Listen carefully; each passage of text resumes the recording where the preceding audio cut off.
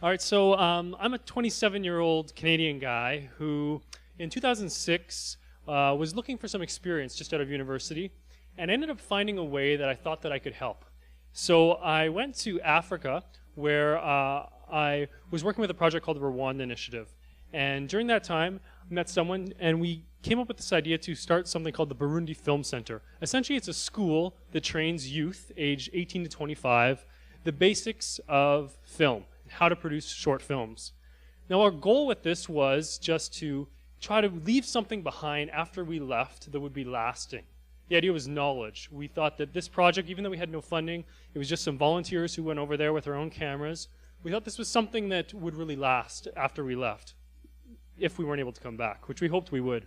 But one of our first challenges was to bridge the gap between our students, because there was a wide range in sort of knowledge that our students had. We had some students who knew how to use a camera. They had shot wedding videos and stuff before, and others who had never touched a camera in their life. This became really obvious during one of our first classes when we were talking about the new King Kong movie that had just come out with a $300 million budget, and they all looked at me and laughed and said, that's bigger than the budget for the entire Burundian government. But one of the students came up to me afterwards in all sincerity and said to me in sort of a private moment, so there is no King Kong?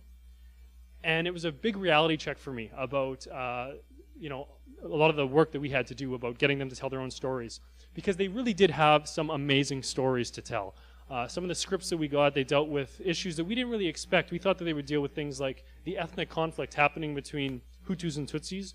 Burundi is just south of Rwanda, so they have a lot of the same problems that were happening.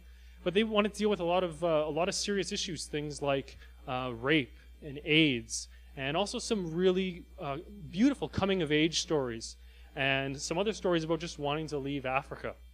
So we thought that the films would be sort of the big reward for them, but what we learned quite early on was that the real reward for these students was the certificates that we promised to give them at the end. These certificates were signed by the government, and they really represented this sort of advanced education that they had received. And they had plans to leverage this into bigger opportunities, which we were all about. We thought that was a great idea. But they had sort of underestimated, I think, the potential of the films, because the films ended up doing really fantastic things and playing at over 50 international film festivals all over the world and exposing thousands of people to Burundi for the very first time. And during this time, they were starting to get a lot of momentum, and they were getting a lot of coverage in newspapers, from everything from Variety magazine in Hollywood to places in Europe. And I started realizing quite early on that I had sort of found a back door into realizing my own dreams as a filmmaker and creating films that get seen all over the world. Because ironically at this point, I think these films had been seen more outside the country than inside it. So we wanted to change that when we went back and really focus on creating a community of filmmakers so they could tell their own stories and get these issues out there. So our first goal was to use our first students that we had trained and have them be the next teachers so we could sort of close that cycle of education. But what happened was we needed to get these students more training, so we got them opportunities to go to Canada and the United States and Europe and South Africa. And some of our best and brightest students went for these opportunities, and unfortunately, some of them didn't come back. But, and we had ironically sort of done the exact opposite of what we'd planned to do.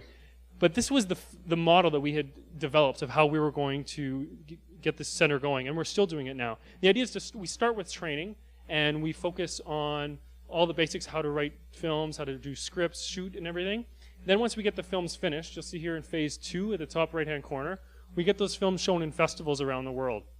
And also within Burundi, we travel the films around, and the films are done in the native language of Kirundi, so we make sure that people get to see these films. And then the final phase is promotion, and so we use these films to attract other people to come and teach at our school. Now, brain drain is something that is really a big issue in Africa, and I think it makes sense when you think about the different aid that goes to Africa. It's mainly focused on things like food and water and development, and then if you look at Maslow's hierarchy of needs, you get up to maybe safety, and it's not until you get to the very top of these needs that you get into the realm of creativity.